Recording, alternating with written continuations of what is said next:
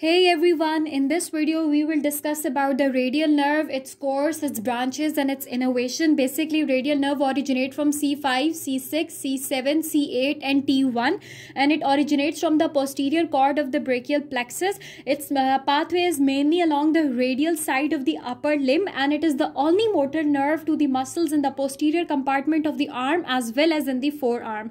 It also provides cutaneous innervation along the posterior aspect of the entire limb.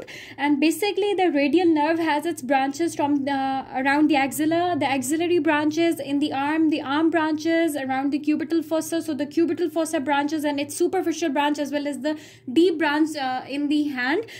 First we will discuss about the axillary branches. In axilla it further give off its muscular branches, and one of its branches, the posterior cutaneous nerve of the arm. If we talk about the muscular branch, it basically supply along the long and the medial head of the tricep, and the other one is the posterior cutaneous nerve of the arm, which I will show you in this diagram here. Now this one is the posterior cutaneous nerve of the arm, this one, and this is also one of its axillary branch of the radial nerve. Okay, then it descends out of the axilla and immediately enters the posterior compartment of the arm. It winds around the back of the arm and tricep, where it lies in contact with the shaft of the humerus. Now, if we talk about its arm branches, in arm it has also its muscular branches, where it supply the lateral and the medial head of the tricep and the anconeus muscle. You can see this one is the anconeus muscle and is supplied by the radial nerve, and here this one is the lateral. This is the lateral, and this one is the medial head, and this is also supplied by the radial nerve.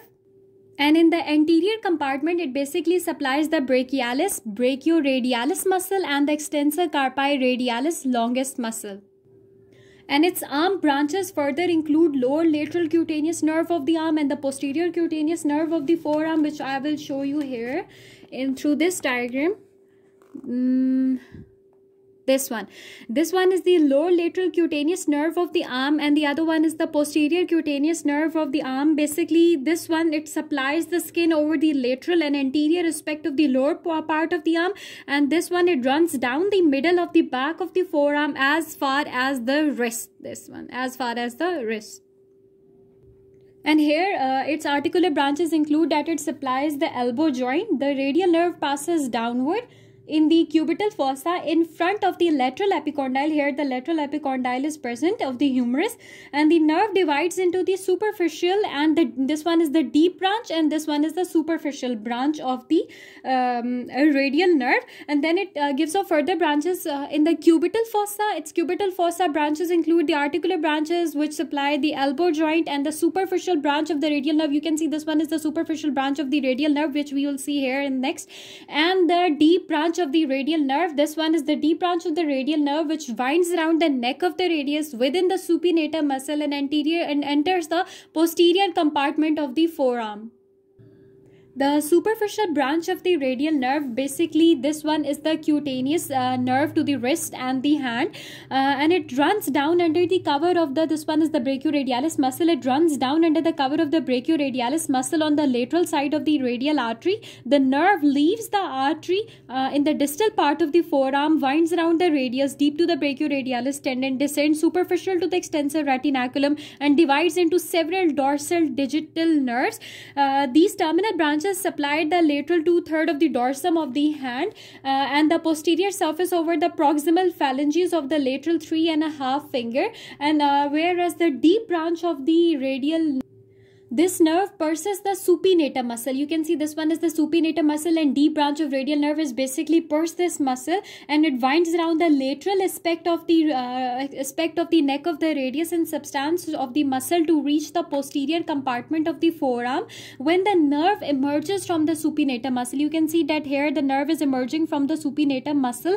It is commonly referred as posterior interosseous nerve, which is basically the continuation of the deep branch of the radial nerve.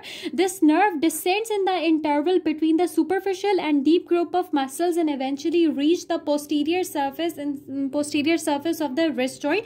And it also gives its branches, which are the muscular branches and the articular branches. The muscular branches of the deep branch of the radial nerve are to the muscles are extensor carpi. This one is the extensor indicis muscle to the extensor pollicis longus muscle to the abductor pollicis longus muscle, extensor pollicis brevis muscle, extensor carpi radialis brevis muscle, and the extensor carpi ulnaris muscle, as well as the supinator muscle.